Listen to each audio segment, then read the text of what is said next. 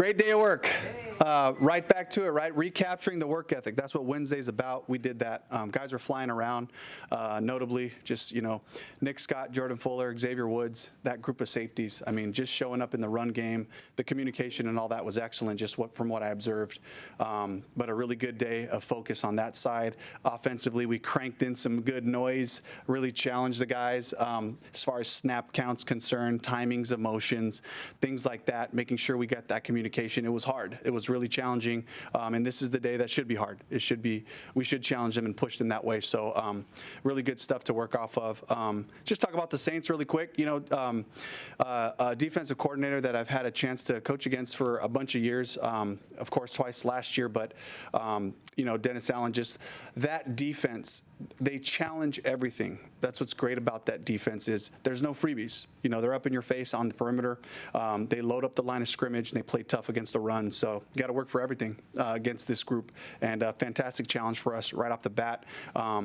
Offensively for the Saints, just looking at the different, the multiplicity of what we're expecting out of Clint Kubiak and that offense, and the different tools that they have back there, to be able to, do a little bit of wildcat, to do a little bit of with Taysom, to use, Olave in different ways. Of course, Alvin Kamara and Carr right in the middle of it, who's played so much football. So some great challenges for us on the defensive side. So we have a great plan. Felt good about today's work. And I'll open it up for questions.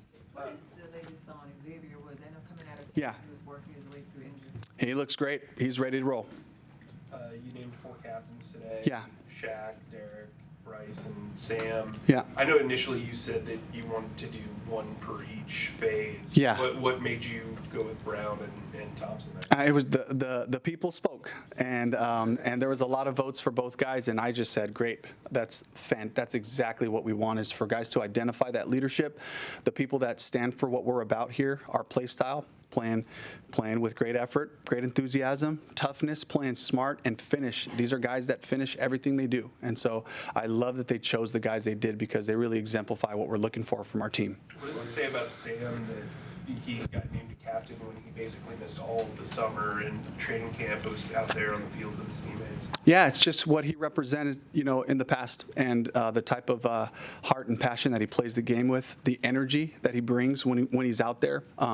So couldn't be happier that they chose Sam. And then we'll have a rotational captain. As Sam's won't be out there with us, we'll have a rotational captain week to week for guys that are just really going for it, and somebody that stands out, particularly in the special teams unit, looking for those guys to really make a statement for us to be able to represent us at the beginning of the game. Bryce is this the first time captaincy for him, I believe. What does it say about him and what his teammates think about him?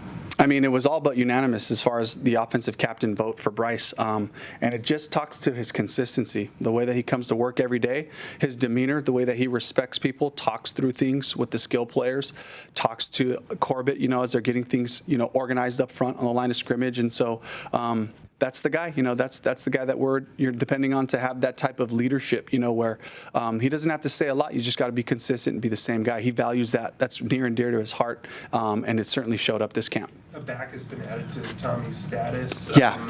Did that flare up recently?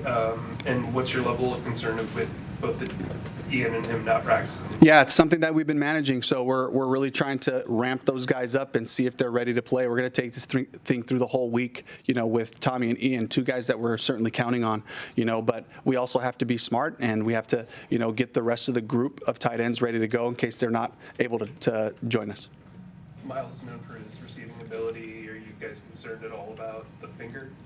A little bit, but it's football. Like, guys deal with fingers all the time, and he certainly, this is not something new to him. So, he's playing hard. You get banged up a little bit, particularly the intensity that we have in practice. We were padded up today. It felt good. It felt like football, and he's getting that checked out right now. But we fully expect him to be ready. You talked about New Orleans as an opponent. How do you feel about, of course you don't have a choice in it, but playing a division opponent right out of the gate? Oh, I love it. I think that the road to the playoffs is through the division, and what better way for us to just get a look at who we're facing right off the bat. Whether it was now or in 3 or 4 weeks from now. It's an opponent, especially because of the style that they play with, the toughness, and all the things that I admire, that I value for our team as well. Is we got to call it up. We got to come and play our version of football, and it'll be tested. So a great opportunity for us. Do you guys have any sort of element of surprise? I mean, I know there's a new regime. I know film is film, but is that something that can be used to your advantage for game one? Absolutely. There's elements on both sides that, we're coming in here with a system that they're familiar with, but we have wrinkles, and we know that they're going to have some as well. So the first game, the first couple of games in the season, there's certain plays that kind of get popular around the league, and, it's a matter of who gets to them first. So we'll try to be, some of the first group that get to our things, offensively, defensively, and special teams. So definitely, everybody's got their antennas up on both sides. Dave, kind of building off that, how do you prepare for someone like Taysom Hill, who has kind of been proven to do a little bit of everything on offense? Yeah, you got to just watch the film and the ways that he's been used in the past. I think that we will be smart to look at Clint's experience in San Francisco. The ways that they used him in New Orleans last year. So we're gathering all the information we can possibly gather to give some of those looks for the defense. So we're ready for it. Do you have a guy on the scout team in particular that you can use to kind of replicate his size and speed? I mean, he's a pretty special player, but I really don't want to mention what we've been doing in that regard. But we have somebody who's got a lot of experience playing multiple positions. On the unofficial depth chart, DJ Johnson was named outside linebacker opposite. Yeah. Clowney, do you expect it to stay that way? And then why was he put in that? Why did you go with him in that role? Yeah, great starting point. He's played a lot of football for us. So, right now still, we're looking for somebody to step up and take that job. So this is not something where it's just like, hey, you're the starter, here we go. This is like, show us what you're about. And again, this talks to the competitive nature of our team and the culture we want to build in this building. Is we got a bunch of players with ability, and we want to see who's gonna step up and take that role.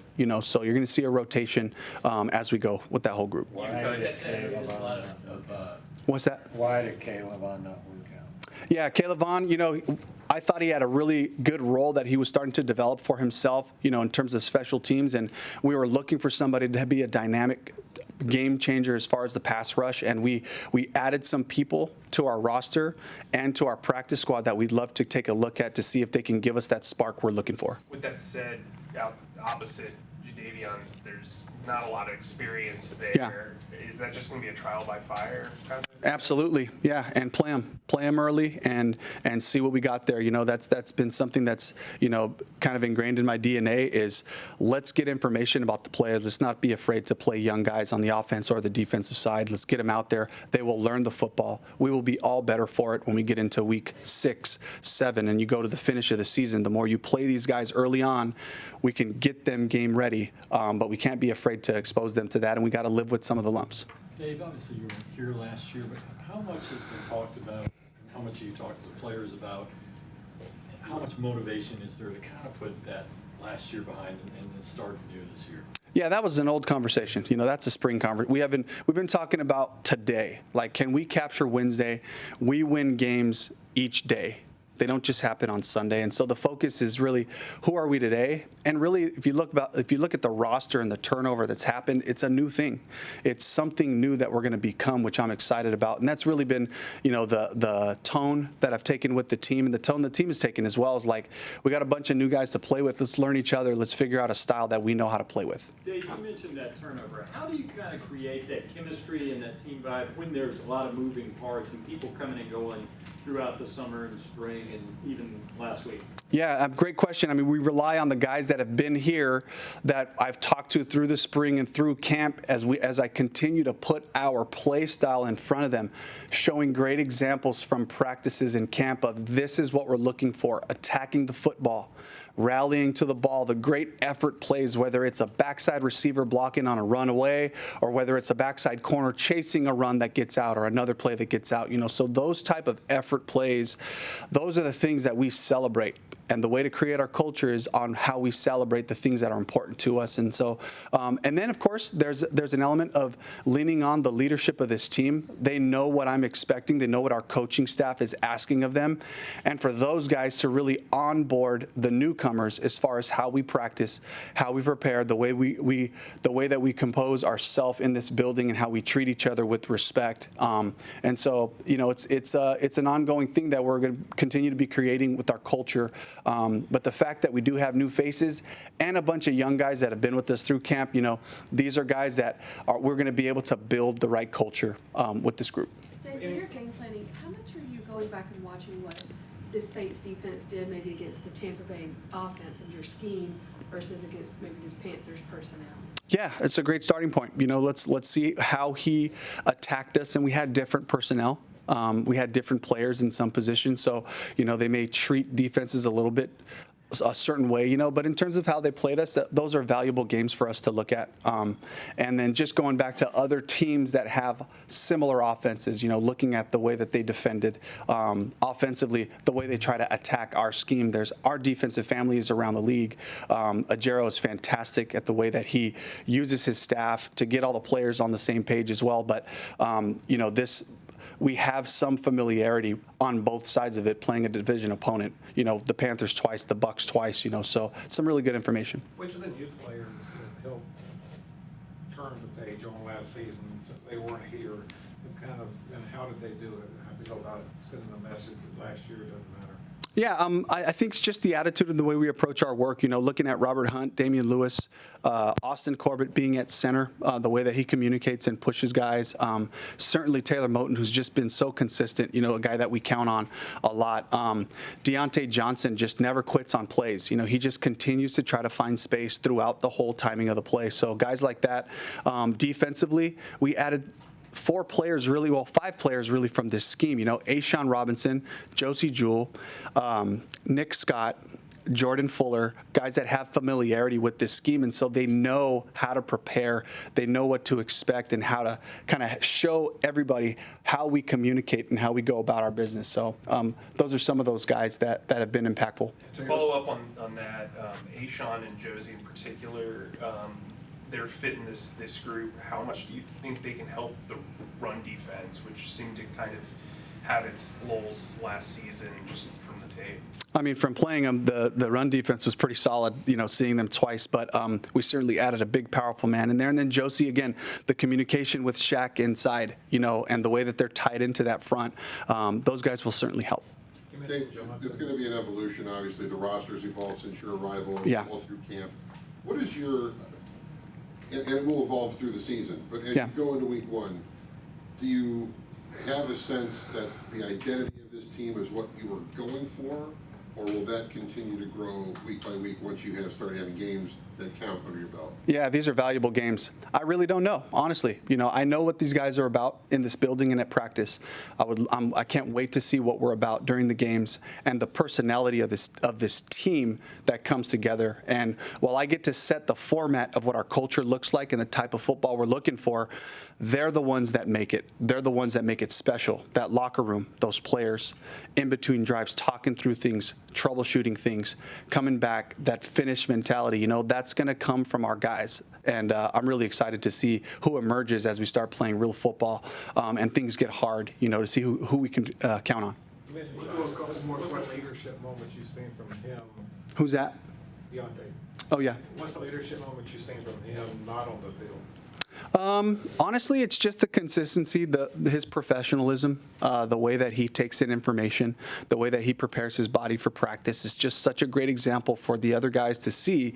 He's out there. He's got a process. He's got all these little things that get his body ready, as he goes into a practice. And so it really is just such a good example for young receivers like Xavier Legette to see the process of pros who have done it at a high level for a long time. So he doesn't say much. He just shows up and he works, and he just plays with such great passion and energy, when he's out there. How big a role did special teams play in some of your pickups last week, and specifically with the new kickoff rule? Huge.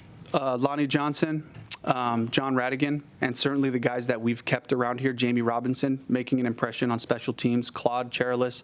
Of course, we're counting on Trevin Wallace to help us as a linebacker as well, but he gave great effort and really progressed in terms of special teams. So David Moore, a guy who can do it all, just versatile in the receiver room and then can also do different things. Mike Boones, who was on our practice squad, we got to have guys like that around who can help us in both phases, whether it's offense or defense and special teams. Huge value for us, especially because typically those guys are tough. Those guys, the special teamers, exemplify what Panthers football will become because of the effort, the passion, and the way that they can adjust to different things happening, full speed. So they're good football players, and I love having those guys around because it's the culture that we want. All right, thank you, Corey. Thank you.